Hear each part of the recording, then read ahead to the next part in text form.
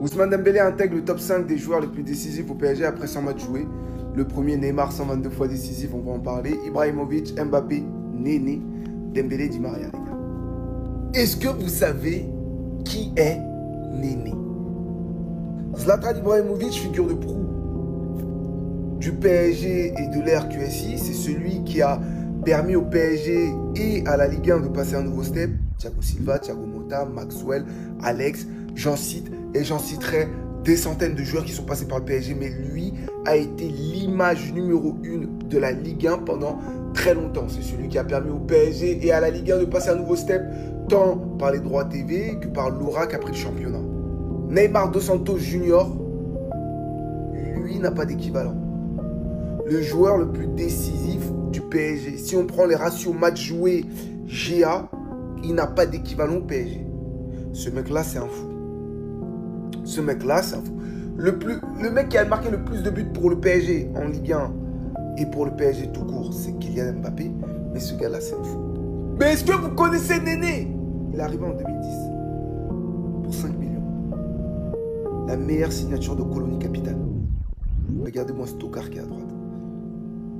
Les gars, ils étaient là seulement pour signer le PSG. Mais il a signé ce gars-là. Néné, c'est 112 matchs, 48 buts, 40 passes décisives. Est-ce que vous savez avec qui Néné il a joué pour avoir ces stats-là? Avant que Di Maria ne signe au PSG, il n'y avait jamais eu un gaucher aussi fort que Néné au PSG. Même Jérôme Roten.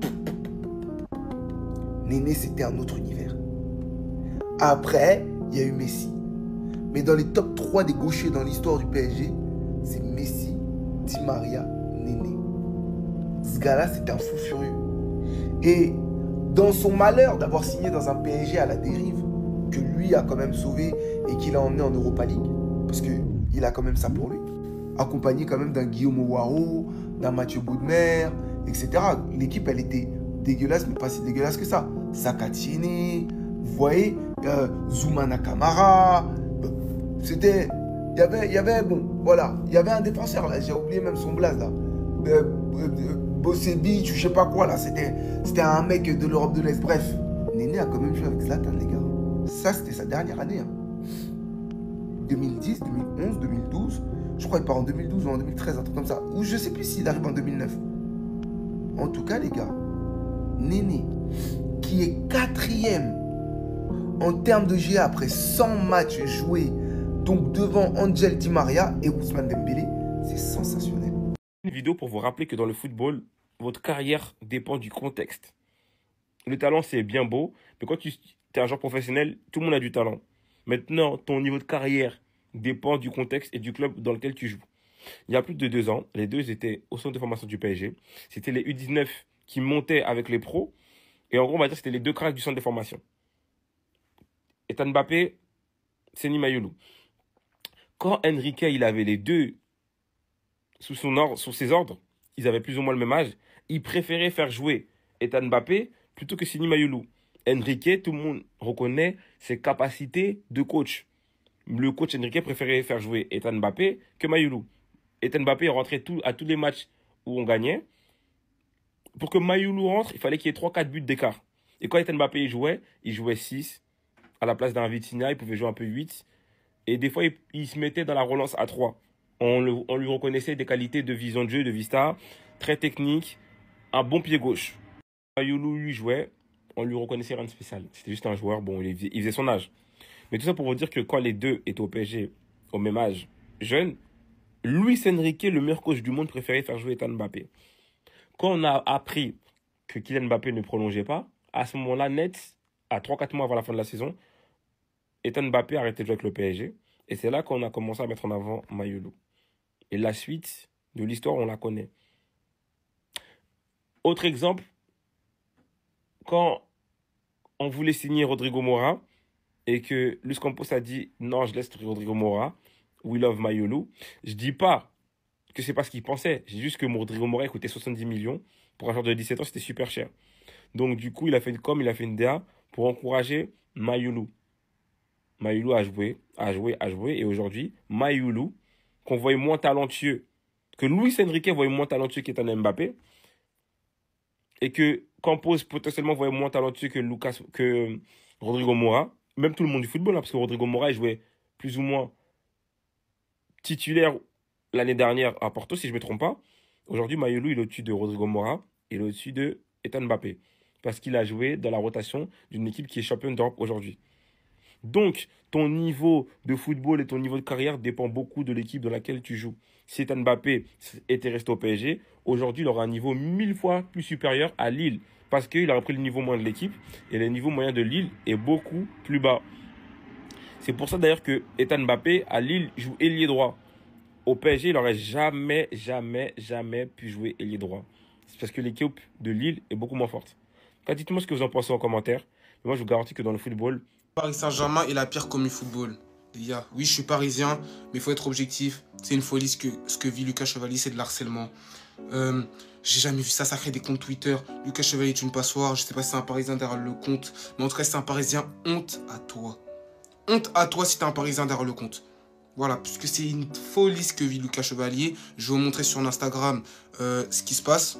Je vais me décaler tout de suite. Lucas Chevalier est obligé de restreindre ses commentaires pour pas être victime d'insultes, pour pas être victime d'harcèlement, pour pas qu'on le rabaisse, pour pas qu'il soit victime de négativité. Honnêtement, on est dans quel monde?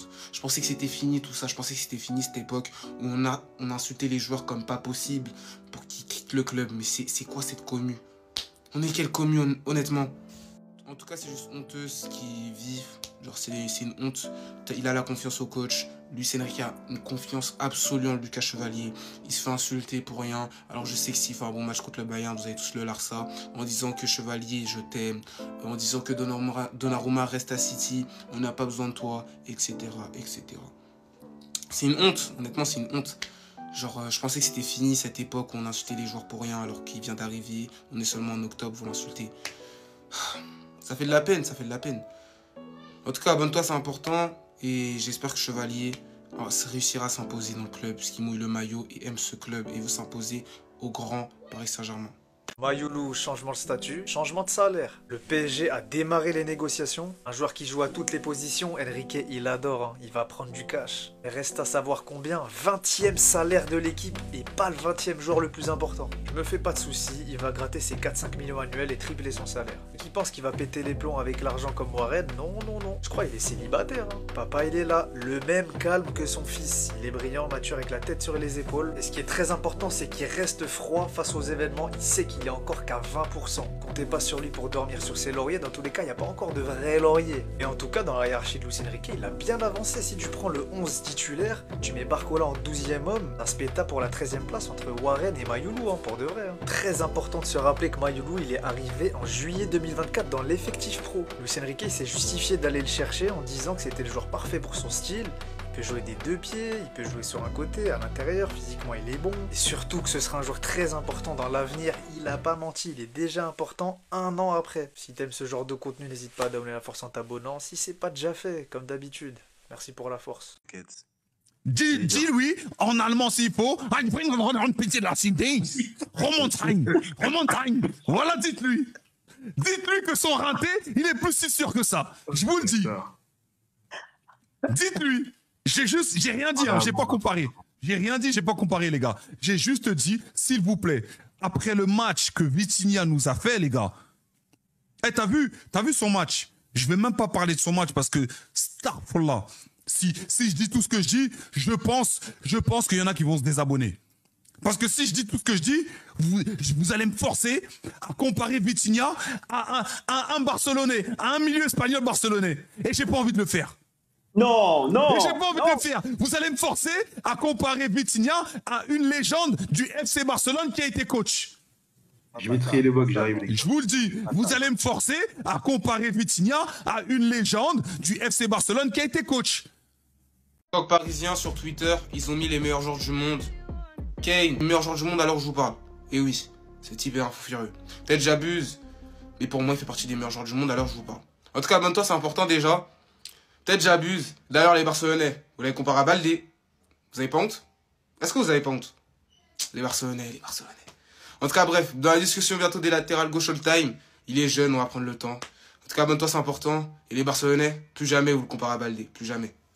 Parisien, j'ai vu cette stat et elle m'a beaucoup étonné. Cette semaine, Ousmane Dembélé a fait partie du top 5 des joueurs les plus décisifs du PSG après avoir disputé 100 matchs. Je vais pas vous mentir, le top 5 m'a beaucoup étonné. Ousmane est placé à la 5e position avec Angel Di Maria avec 72 de GA. 72 de GA pour 100 matchs, c'est convenable. Par contre, 4e position, Néné, 81 GA. Je me rappelle que Néné était super fort au PSG, mais de là à avoir 81 GA, faut que je me replonge dans cette période, c'est pas possible. 3e position sur le podium, c'est Kylian Mbappé, 105 de GA. Là, on rentre plutôt dans la cour des grands. 2e position, Zlatan Ibrahimovic. Après 100 matchs, c'est 111 de GA. Et le premier, ça peut être qui d'autre que Neymar. 122 de GA après 100 matchs. Des stats tout simplement hallucinantes. Après, on va pas se mentir que pour Ousmane Dembélé, la moitié de ses stats, il les a fait la saison dernière. Parce qu'avec 44 buts et 28 passes D, sachant qu'il était à plus de 42 GA la saison passée. Mais je suis quand même un peu étonné de ne pas voir Cavani dans ce top 5. Je sais pas, il est placé à la combienième place et si vous le savez, dites-le moi dans les commentaires.